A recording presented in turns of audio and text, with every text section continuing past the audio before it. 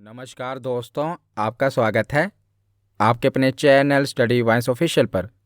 तो आज की इस वीडियो में हम पादप आकारिकी का सेकंड पार्ट तने के बारे में पढ़ेंगे। पिछली वीडियो में हमने जड़ के बारे में पढ़ा था। तो आज की इस वीडियो में हम देखेंगे कि तने की विशेषताएं क्या हैं, इसके प्रकार जो कि मोस्ट इम्पोर्टेंट है, चाहे आप किसी भी परीक्षा की तैयारी कर रहे हों, इसके प्रकार से आपकी परीक्षा में प्रश्न पूछे ही जाते हैं। तो पहले हम पूरी वीडियो को अच्छी तरह से समझेंगे और लास्ट में प्रीवियस ईयर क्वेश्चन भी कवर करेंगे। तो आप पहले पूरी वीडियो को अच्छे से देखना और लास्ट में प्रीवियस ईयर क्वेश्चन जरूर अटेम्प्ट करना। तो चलिए बिना देरी किए हुए वीडियो को शुरू करते हैं। तो चलिए वीडियो की शुरुआत करते हैं। तो हम पादप आकारिकी के बारे में पढ़ रहे हैं। तो पादप आकारिकी होती क्या है, प्लांट मॉर्फोलॉजी कहते किसे हैं? तो आकारिकी शब्द का अर्थ होता है बाहरी संरचना का अध्ययन, यानी कि स्टडी ऑफ एक्सटर्नल स्ट्रक्चर। तो एक पादप को यानी कि एक पौधे को बाहर से देखने पर जो भी उसमें दिखाई पड़ता है उसका अध्ययन पादप आकारिकी में किया जाता है।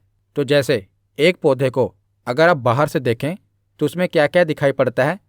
तो जड़, तना, पत्ते, फूल और फल आदि दिखाई पड़ते हैं। तो पादप आकारिकी के अंदर इन्हीं संरचनाओं का अध्ययन किया जाता है। तो पादप आकारिकी में क्या क्या शामिल होता है? जड़, तना, पत्ते, फूल और फल।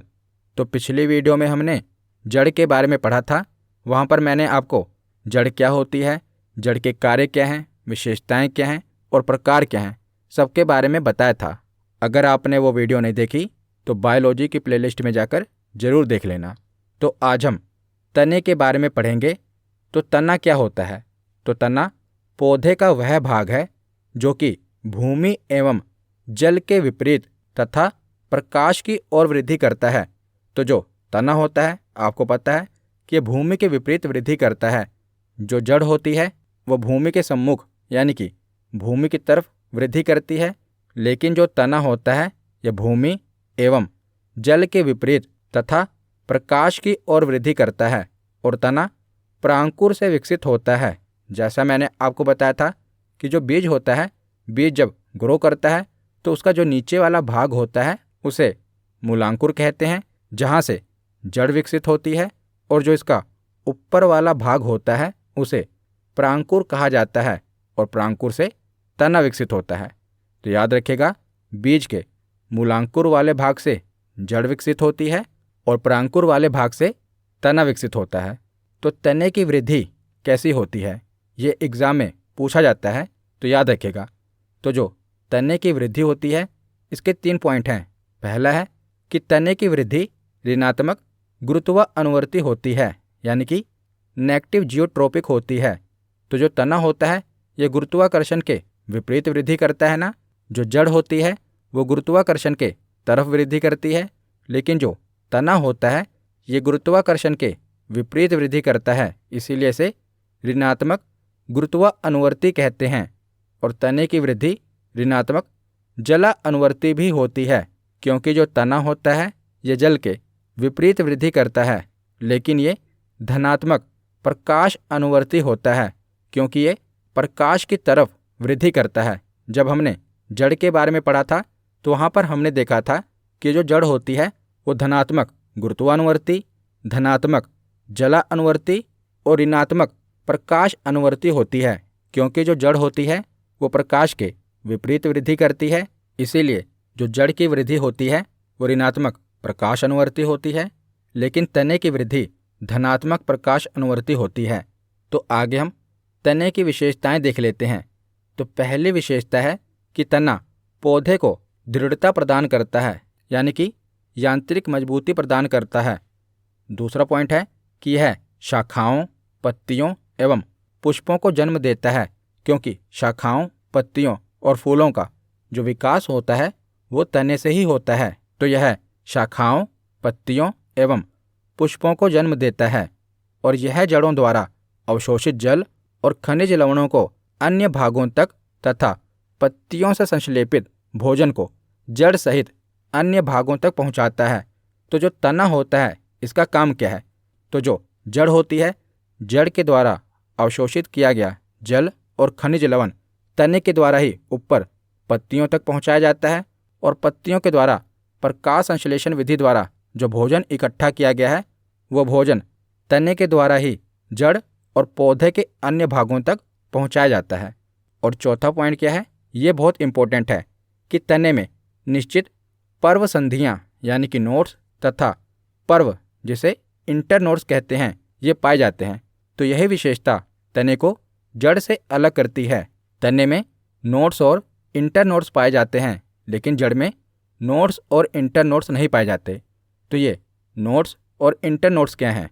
तो पौधे में जो गांठें होती हैं ना, जहाँ से नए पत्तों का विकास होता है यानी कि नई शाखाओं का विकास होता है, उसे नोड्स कहते हैं। जैसे आप देख रहे हैं कि यह नोड्स से क्या होगा कि यहीं से तने का विकास होगा और यहाँ से पत्ते निकलेंगे। तो जहाँ जहाँ पर नोड्स होंगे वहीं से तने का विकास होगा और आगे पत्तों का विकास होगा। और इंटरनोड्स क्या है? तो दो नोड्स के बीच के भाग को इंटरनोड्स कहा जाता है। तो नोड्स किसे कहा जाता है? जहाँ से तने का यानी कि शाखाओं का विकास होगा। और जो इंटरनोड्स है ये किसे कहा जाता है? तो दो नोड्स के बीच के भाग को इंटरनोड्स कहा जाता है। तो ये केवल तने में ही पाया जाता है, यानी कि नोड्स और इंटरनोड्स केवल तने में पाया जाता है, ये जड़ में नहीं पाया जाता। तो अगर आपसे पूछा जाए कि जड़ और तने में अंतर कैसे पता चलता है, तो जड़ में नोड्स और इंटरनोड्स नहीं पाए जाते लेकिन तने में नोड्स और इंटरनोड्स पाए जाते हैं। पांचवा पॉइंट है कि तना जड़ों की ही भांति खाद्य संग्रह भी करता है। तो हमने जड़ वाली वीडियो में देखा था कि जो जड़ें होती हैं वो भी खाद्य संग्रह करती हैं जिसके कारण मोटी हो जाती हैं।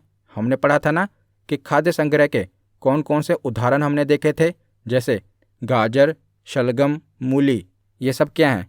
तो ये जड़ों का रूपांतरण है जिसमें क्या हुआ था, जड़ों ने खाद्य का संग्रह किया था, भोजन का संग्रह किया था। तो उसी प्रकार तने भी भोजन का संग्रह करते हैं। तो इनके उदाहरण क्या होगा? जैसे आलू, हल्दी, अदरक, गन्ना, ये क्या है? ये तने के रूपांतरण का उदाहरण है। तो आगे हम देखते हैं तने के प्रकार। तो तने 3 प्रकार के होते हैं। पहला है भूमिगत तना जिसे अंडरग्राउंड स्टेम कहते हैं। दूसरा है अर्धवायवीय तना जिसे सब एरियल स्टेम कहते हैं। और तीसरा है वायवीय तना जिसे एरियल स्टेम कहा जाता है। तो इसके बारे में आगे हम डिटेल में पढ़ेंगे। तो ये तने का रूपांतरण है। भूमिगत तना क्या होता है? जिसमें जो तना होता है ना, यानी कि स्टेम का जो मॉडिफिकेशन होता है, तने का रूपांतरण होता है, वो भूमि के अंदर होता है। जैसे आलू, ये भूमिगत तने का उदाहरण है। तो आलू क्या है? आलू तना है। दूसरा क्या है? अर्धवायवीय तना। इसमें क्या होगा? जो तना होगा उसका कुछ भाग भूमि के अंदर होगा और कुछ भाग भूमि के बाहर वायु में होगा। इसीलिए इसे अर्धवायवीय तना कहा जाता है, क्योंकि इसमें तने का कुछ भाग भूमि के अंदर होगा और कुछ भाग भूमि के बाहर होगा। इसीलिए इसे अर्धवायवीय तना कहा जाता है। और तीसरा है वायवीय तना, यानी कि एरियल स्टेम। तो वायवीय तना क्या होता है? जिसमें तने का पूरा भाग वायु में यानी कि भूमि के बाहर होता है। ज़्यादातर हम जो भी पेड़ देखते हैं इसका ही उदाहरण है, क्योंकि उसमें जो तना होता है वो भूमि के बाहर होता है, जड़ें भूमि के अंदर होती हैं। तो वायवीय तना में क्या होता है? तना भूमि के बाहर होता है, यानी कि पूरी तरह से वायु में होता है। तो अब हम इसके पहले भाग भूमिगत तने के बारे में पढ़ते हैं, यानी कि अंडरग्राउंड स्टेम के बारे में पढ़ते हैं। तो भूमिगत तना पौधे के तने का वह भाग है जो भूमि के अंदर पाया जाता है और प्रतिकूल परिस्थितियों में भूमिगत तने भोजन संग्रह करने के कारण मोटा एवं मांसल हो जाता है। तो भूमिगत तने में क्या होता है कि भूमि के अंदर तने का रूपांतरण होता है, जिसमें जो तना होता है वो भूमि के अंदर भोजन का संग्रह करता है, जिसके कारण वह फूल जाता है या मोटा हो जाता है। जैसे हल्दी, अदरक, आलू, प्याज, लहसुन, ये किसके उदाहरण हैं? तो ये भूमिगत तने के उदाहरण हैं। इनके बारे में आगे हम पढ़ेंगे कि ये किस भूमिगत तने के रूपांतरण के अधीन आते हैं। तो आगे हम देखते हैं भूमिगत तने का रूपांतरण, यानी कि मॉडिफिकेशन ऑफ अंडरग्राउंड स्टेम। तो भूमिगत तने के रूपांतरण के 4 प्रकार होते हैं। पहला प्रकार है कंद, जिसे स्टेम ट्यूबर कहते हैं। दूसरा प्रकार है प्रकंद, जिसे राइजोम कहते हैं। तीसरा प्रकार है शल्क कंद, जिसे बल्ब कहते हैं। और चौथा प्रकार है घन कंद, जिसे कोर्म कहा जाता है। तो पहले हम भूमिगत तने के रूपांतरण का पहला प्रकार देखते हैं, जिसे क्या कहा जाता है, कंद। तो कंद को ही स्तंभ कंद भी कहा जाता है। तो यह एक प्रकार का भूमिगत तना है और इस प्रकार के तने की सतह पर अनेक गड्ढे होते हैं, जिन्हें आंखें कहा जाता है। तो प्रत्येक आंख एक शल्कपत्र होता है जो पर्व संधि की स्थिति को दर्शाता है तथा इस पर प्रसुप्त कलिकाएं होती हैं और इन्हीं प्रसुप्त कलिकाओं से वायवीय शाखाएं निकलती हैं। तो सिंपल भाषा में आपको समझाता हूँ। जैसे इसका उदाहरण है आलू।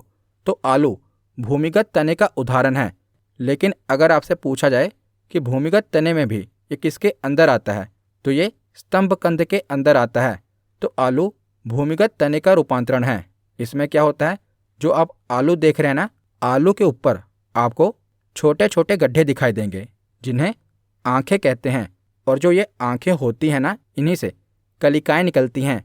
और कलिकाएं कहाँ से निकलती हैं?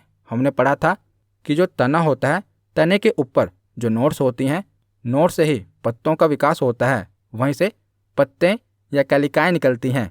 तो जो आलू है, आलू क्या है, तना है और इसके ऊपर भी नोड्स पाई जाती है जहाँ से कलिकाएं निकलती हैं। तो स्तंभ कंद का उदाहरण क्या है? तो उदाहरण आपसे पूछा जाएगा तो आलू स्तंभ कंद का उदाहरण है। उसके बाद दूसरा प्रकार है प्रकंद, जिसे राइजोम कहते हैं। तो यह मोटा फैला हुआ भूमिगत तना होता है। क्योंकि अभी हम भूमिगत तने का रूपांतरण ही पढ़ रहे हैं, तो यह मोटा फैला हुआ भूमिगत तना होता है और भूमि के सतह के नीचे क्षैतिज दिशा यानी कि हॉरिजॉन्टल डायरेक्शन में ये बढ़ता है। और कभी कभी इसमें अपस्थानिक जड़ भी विकसित हो जाती है और इनमें स्पष्ट रूप से पर्व और पर्व संधियां पाई जाती हैं, यानी कि नोड्स और इंटरनोड्स पाए जाते हैं। वो तो मैंने आपको बताया ही कि जो भी तने होते हैं उन पर नोड्स और इंटरनोड्स पाए जाते हैं। तो इसका उदाहरण क्या है? तो हल्दी और अदरक। तो इनका जो विकास होता है वो भूमि के नीचे हॉरिजॉन्टल डायरेक्शन में होता है। तो प्रकंद का उदाहरण क्या है? तो हल्दी और अदरक प्रकंद का उदाहरण है। जैसे हमने पढ़ा था कि जो आलू है वो स्तंभ कंद का उदाहरण है, उसी प्रकार जो हल्दी और अदरक है ये प्रकंद का उदाहरण है। तो एग्ज़ाम में यहाँ से प्रश्न बनते हैं, ज़्यादातर उदाहरण ही पूछे जाते हैं कि बताइए हल्दी किसका उदाहरण है, प्रकंद का, कंद का, शलकंद का। तो आपको पता होना चाहिए स्तंभ कंद का उदाहरण है आलू, प्रकंद का उदाहरण है हल्दी और अदरक। उसके बाद भूमिगत तने का तीसरा प्रकार है शल्क कंद, जिसे इंग्लिश में बल्ब कहते हैं। तो इस प्रकार का भूमिगत तना बहुत से छोटे छोटे शल्क पत्रों से मिलकर बना होता है, स्केली लीव्स से मिलकर बना होता है। और यह शल्क पत्र जल तथा भोजन संग्रह करने के कारण मांसल हो जाते हैं, यानी कि फ्लैशी हो जाते हैं। इनमें पानी की मात्रा अधिक होती है। तो इसका उदाहरण क्या है? तो प्याज और लहसुन शल्क कंद के उदाहरण हैं। तो इनमें क्या होता है? तो इनमें छोटे छोटे शल्क पत्र पाए जाते हैं। जैसे आप देखते हैं जो प्याज है, प्याज में कई सारी परतें होती हैं ना, तो उसे शल्क पत्र कहा जाता है, स्केली लीव्स कहा जाता है, क्योंकि प्याज कई सारे छोटे छोटे शल्क पत्रों से मिलकर बना है। और जो लहसुन है यह भी शल्क पत्रों से ही बना है। जब आप एक लहसुन लेते हैं तो उसमें कई सारी लहसुन की कलियां होती हैं, उसे ही शल्क पत्र कहा जाता है। तो शल्क पत्रों से मिलकर बनते हैं शल्क कंद। और शल्क कंद के उदाहरण क्या हैं? प्याज और लहसुन। उसके बाद है घन कंद, जिसे कोर्म कहते हैं।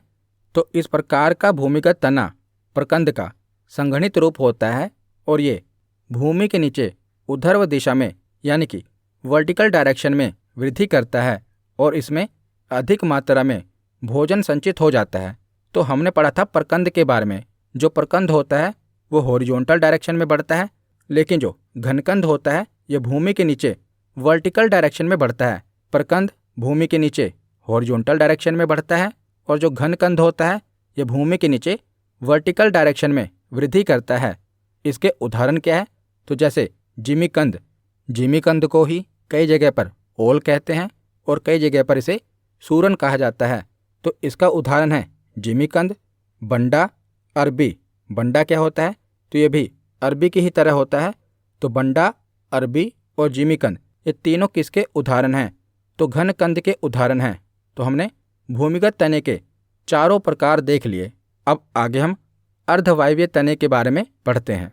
तो अर्धवायवीय तना, तो जैसा इसका नाम है उसी प्रकार जब तने का कुछ भाग भूमि के अंदर तथा कुछ भाग भूमि के बाहर वायु में पाया जाता है, तो इस प्रकार के तने को अर्धवायवीय तना कहा जाता है। जैसे दूब घास, मर्सिलिया, पैसिफलोरा, जलकुंभी और पुदीना, ये किसके उदाहरण हैं? तो ये अर्धवायवीय तने के उदाहरण हैं। तो अर्धवायवीय तने का रूपांतरण कितने प्रकार का होता है? तो इसका रूपांतरण भी 4 प्रकार का देखने को मिलता है। पहला प्रकार है ऊपरी भूस्तरी, जिसे रनर कहते हैं। दूसरा प्रकार है भूस्तरी, जिसे स्टोलन कहते हैं। तीसरा प्रकार है भूस्तारिका, जिसे ऑफसेट कहा जाता है। और चौथा प्रकार है अंता भूस्तरी, जिसे सकर्स कहा जाता है। तो अर्धवायवीय तने के रूपांतरण के कितने प्रकार हैं? 4 प्रकार हैं। तो पहला प्रकार देखते हैं ऊपरी भूस्तरी, जिसे इंग्लिश में रनर कहते हैं। तो इसमें क्या होता है कि यह भूमि के सतह के समानांतर फैला हुआ अर्धवायवीय तना होता है, यानी कि यह भूमि के पैरेलल समानांतर फैला होता है। और इस प्रकार के तने में लंबे एवं पतले पर्व पाए जाते हैं, इंटरनोड्स पाए जाते हैं। और पर्व संधियों से ऊपर की ओर शाखाएं एवं तना तथा भूमि के अंदर अपस्थानिक जड़ें निकलती हैं। जैसे इसका उदाहरण क्या है? तो दूब घास और मर्सिलिया। तो ऐसे आपको समझ नहीं आया होगा, तो इस स्लाइड के माध्यम से मैं आपको समझाता हूँ। तो अर्धवायवीय तने के कितने प्रकार हैं? 4 प्रकार हैं। तो इन चारों प्रकार के बारे में मैं आपको बताता हूँ। तो पहला जैसे प्रकार है भूस्तरी। तो भूस्तरी में क्या होगा? जो तने का रूपांतरण होगा, आप देखेंगे कि इसमें तने का ज़्यादातर भाग भूमि के अंदर होगा। इसमें जो सभी पौधे होते हैं, इनके तनों का विकास हॉरिजॉन्टली होता है। आप देखेंगे चाहे वो ऊपरी भूस्तरी हो, अंता भूस्तरी हो या भूस्तारिका हो, जो तने का विकास होगा वो हॉरिजॉन्टली होगा। और ये अर्धवायवीय तना है, यानी कि इसमें तने का कुछ भाग भूमि के अंदर होगा और कुछ भाग भूमि के बाहर होगा।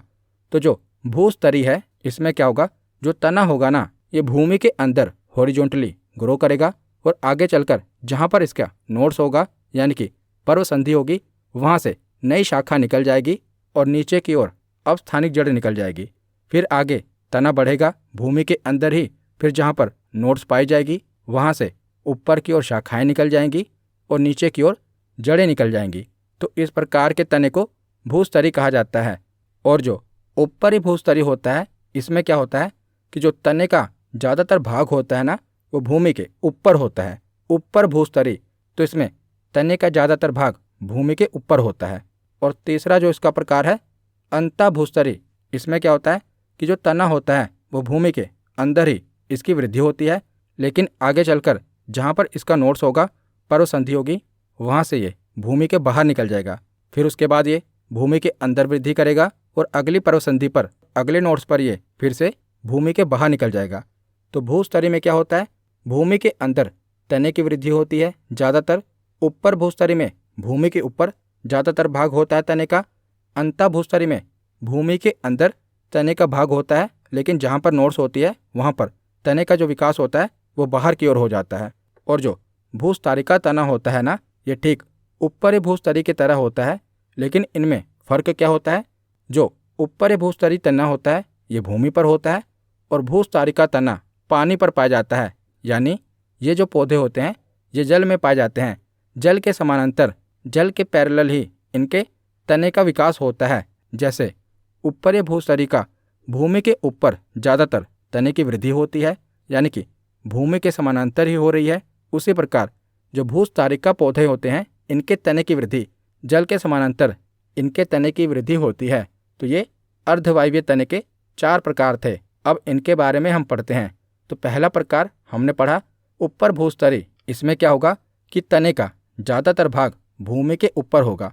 जैसा कि हमने पीछे देखा, इसमें क्या होगा कि तने का ज़्यादातर भाग भूमि के ऊपर होगा और जहाँ पर तने की नोट्स होगी वहाँ से ऊपर की ओर शाखाएं, पत्ते निकल जाएंगे और नीचे की ओर जड़ें विकसित हो जाएंगी। इसका उदाहरण क्या है? तो जो दूब घास होती है ये ऊपर भूस्तरी का उदाहरण है। तो दूब घास और मर्सीलिया ये किसका उदाहरण है? तो ये ऊपर भूस्तरी तने का उदाहरण है। उसके बाद है भूस्तरी तना।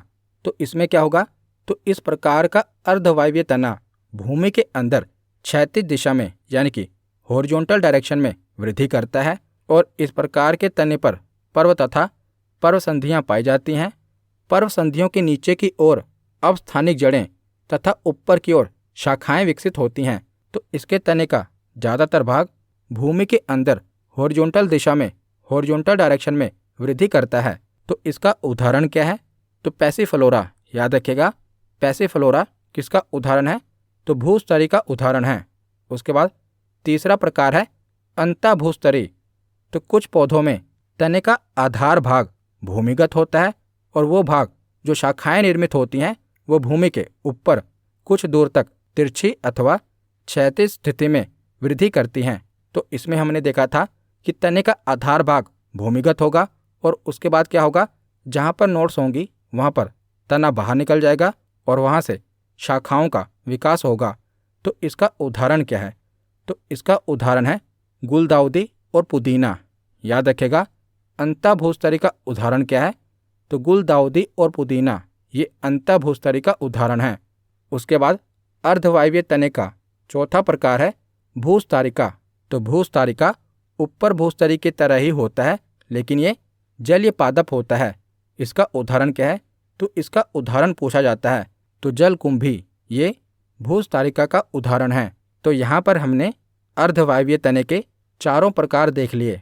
उसके बाद आगे हम वायवीय तने के बारे में पढ़ते हैं, एरियल स्टेम के बारे में पढ़ते हैं। तो जब संपूर्ण तना भूमि के ऊपर स्थित होता है तो ऐसे तने को वायवीय तना कहा जाता है और इस प्रकार के तने में शाखाएं, पत्तियां, पर्व, पर्वसंधियां, कलिकाएं, फल, फूल सभी पाए जाते हैं। और वायवीय तने का उदाहरण क्या है? जैसे गुलाब, अंगूर, नागफनी, रसकस ये किसके उदाहरण हैं? तो ये वायवीय तने के उदाहरण हैं। तो अब हम वायवीय तने का रूपांतरण देख लेते हैं। तो इसके रूपांतरण के हमें 4 प्रकार याद रखने हैं। पहला प्रकार है पर्णकाय स्तंभ जिसे फाइलोक्लेड कहते हैं। दूसरा प्रकार है कटक स्तंभ जिसे स्टेम थोर्न कहते हैं। तीसरा प्रकार है स्तंभ प्रतान जिसे इंग्लिश में स्टेम टेंड्रिल कहते हैं। और चौथा प्रकार है प्रनाभ पर्त जिसे क्लैडोड कहा जाता है। तो सुनने में आपको बहुत ही अजीब नाम लग रहे होंगे पर यह बहुत ही आसान है। पहला प्रकार हम इसका देखते हैं पर्णकाय स्तंभ जिसे फाइलोक्लेड कहते हैं। तो इसका नाम क्या है? पर्णकाय, पर्ण यानी कि पत्ता और काय यानी कि काया और स्तंभ का मतलब क्या होता है? तना। तो जिस तने की काया पत्ते की तरह होती है उसे पर्णकाय स्तंभ कहते हैं। तो जिन पौधों में तना मांसल पत्ती के रूप में परिवर्तित होकर चपटा हरा होकर पत्ती की तरह कार्य करता है, इस तरह के रूपांतरित तने को पर्णाभ या पर्णकाय स्तंभ कहते हैं। और इन पौधों में पत्ते सामान्यतः कांटों में परिवर्तित हो जाते हैं और यह रूपांतरण पौधे से होने वाले जल हानि को रोकता है। तो इसमें क्या होता है, जो पौधे का तना होता है उसका रूपांतरण पत्ते में हो जाता है। जैसे आपने नागफनी या कैक्टस का पौधा देखा होगा, तो जो आप ये पत्ते की संरचना देख रहे हैं असल में ये पत्ता नहीं है, ये तना है। तो इसमें क्या होता है, तने का रूपांतरण पत्ते में हो जाता है और जो पत्ते होते हैं पत्तों का रूपांतरण कांटों में हो जाता है।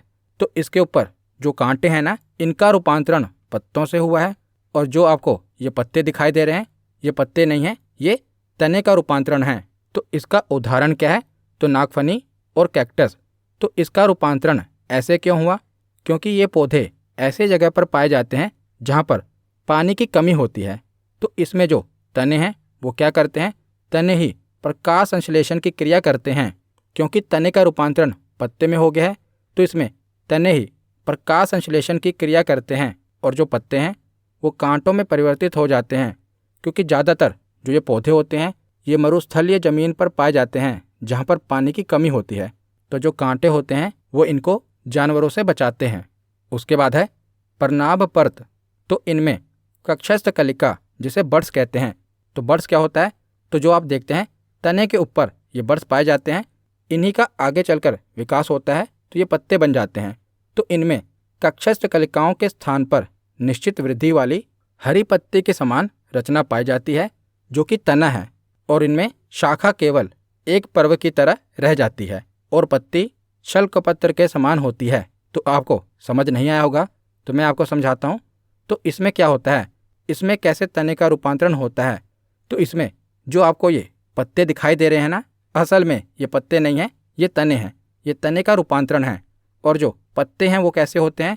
तो पत्ते आप देखेंगे कि जो इसके तने हैं ना, जो कि हमें पत्ते की तरह दिखाई दे रहे हैं, उसके नीचे जो शल्कपत्र है, छोटी सी कांटेनुमा संरचना आपको दिखाई दे रही होगी। ये कांटे नहीं हैं, ये पत्ते हैं। और जो आपको पत्ते दिखाई दे रहे हैं ये क्या है? ये तने का रूपांतरण है, यानी कि ये तने हैं। तो हम पढ़ क्या रहे हैं? तो हम तने के रूपांतरण के बारे में पढ़ रहे हैं। तो इसमें हमें इसी प्रकार के पौधे दिखाई देंगे। तो पर्णाभ पर्त के आपको दो उदाहरण याद रखने हैं। पहला उदाहरण है एस्पेरागस और दूसरा है रस्कस। तो ये किसके उदाहरण हैं? ये पर्णाभ पर्त के उदाहरण हैं। उसके बाद हम वायवीय तने का तीसरा प्रकार देखते हैं, कटक स्तंभ। तो इसमें क्या होता है? तो इस प्रकार के तने में जो कक्षस्थ कलिकाएं होती हैं वो कांटे के रूप में परिवर्तित हो जाती हैं और इन कांटों पर पत्ती, शाखा एवं पुष्प विकसित होते हैं। तो कटक स्तंभ में क्या होता है कि जो तने होते हैं ना, उनका रूपांतरण कांटों में हो जाता है। जैसे आपने नींबू का पौधा देखा होगा या गुलाब का पौधा देखा होगा, उसमें जो कांटे होते हैं ना वो तना होता है, यानी कि तने का रूपांतरण होता है। तो कटक स्तंभ के उदाहरण क्या हैं जो कि एग्जाम में पूछे जाते हैं? तो नींबू का पौधा और बोगनविलिया, ये किसके उदाहरण हैं? तो कटक स्तंभ के उदाहरण हैं। उसके बाद हम वायवीय तने का आखिरी रूपांतरण देख लेते हैं। इसका नाम है स्तंभ प्रतान। तो स्तंभ मतलब तना और प्रतान मतलब टेंड्रिल। तो ये टेंड्रिल क्या होती है, पहले हम इसके बारे में पढ़ लेते हैं। तो जब तने में पत्तियों की कक्षस्थ कलिका यानी कि बड्स रूपांतरित होकर लंबी पतली स्प्रिंगनुमा संरचना बनाती हैं, तब इसे स्तंभ प्रतान कहते हैं। तो आपने कई ऐसे पौधे देखे होंगे जिनमें इस प्रकार स्प्रिंगनुमा संरचना निकलती है, और ये क्या करती है, इसी के सहारे जो पौधा होता है वो ऊपर की ओर बढ़ता है, क्योंकि इनमें जो तना होता है वो काफ़ी कमज़ोर होता है। तो तने का रूपांतरण किस में हो जाता है? तो टेंड्रिल में हो जाता है, और टेंड्रिल की सहायता से ही जो पौधा होता है उसकी वृद्धि होती है। तो टेंड्रिल क्या करता है? पौधे को सहारा देता है। और जो ये टेंड्रिल है ये तने का रूपांतरण है। तो इसका उदाहरण क्या है? तो कद्दू, लौकी और अंगूर। तो लौकी का पौधा आपने देखा होगा और उसमें आपने इस प्रकार स्प्रिंगनुमा संरचना जिसे टेंड्रिल कहा जाता है ये देखी होगी। तो ये टेंड्रिल क्या करती है? पौधे को सहारा देती है, इसी के सहारे पौधा आगे बढ़ता है। तो ये टेंड्रिल किस में पाई जाती है? जिन पौधों का तना काफ़ी कमज़ोर होता है उनमें इस प्रकार की संरचना देखने को मिलती है। तो यहाँ पर हमने वायवीय तने के चारों रूपांतरण देख लिए। तो यहाँ पर हमारा थियरी सेक्शन कंप्लीट होता है। अब हम प्रीवियस ईयर क्वेश्चन देखते हैं। तो पहला प्रश्न है कि निम्नलिखित में से कौन सा एक तना है?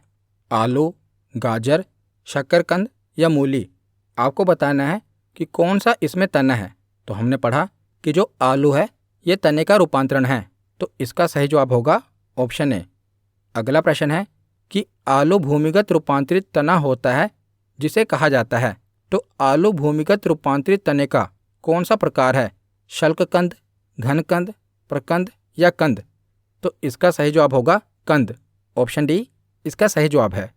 अगला प्रश्न है कि कैक्टस में शूल किसका रूपांतरण है, यानी कि कैक्टस में जो कांटे पाए जाते हैं वो किसका रूपांतरण है।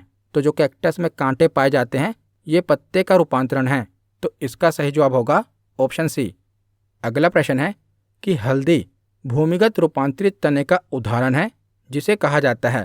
तो बताइए हल्दी कौन से भूमिगत रूपांतरित तने का उदाहरण है? कंद, प्रकंद, घनकंद या शल्ककंद। तो इसका सही जवाब होगा प्रकंद। ऑप्शन बी इसका सही जवाब है। अगला प्रश्न है कि निम्नलिखित में से कौन सा एक तना है, शलगम, अदरक, गाजर या शकरकंद। तो बताइए कौन सा एक तना है। तो इसका सही जवाब होगा अदरक। अदरक एक तना है। अगला प्रश्न है कि भूमिगत तने का रूपांतरण नहीं है। तो आपको बताना है कि इनमें से कौन सा भूमिगत तने का रूपांतरण नहीं है। कंद, प्रकंद, शल्ककंद या स्तंभ प्रतान। तो इनमें से भूमिगत तने का रूपांतरण कौन सा नहीं है। तो स्तंभ प्रतान ये भूमिगत तने का रूपांतरण नहीं है, ये वायवीय तने का रूपांतरण है। तो इसका सही जवाब होगा ऑप्शन डी। अगला प्रश्न है कि अदरक एक तना है और जड़ नहीं है, क्योंकि। तो आपको बताना है कि अदरक तना क्यों है, ये जड़ क्यों नहीं है। तो पहला कथन है कि यह खाद्य पदार्थ को संग्रहित करता है, इस कारण यह तना है। दूसरा कथन है कि यह मिट्टी में क्षैतिज रूप में बढ़ता है, इस कारण यह तना है। तीसरा कथन है कि इसमें नोड्स और इंटरनोड्स पाए जाते हैं, इस कारण यह तना है। या चौथा कथन है कि इसमें क्लोरोफिल की कमी होती है, इसलिए ये तना है। तो इसका सही जवाब क्या होगा।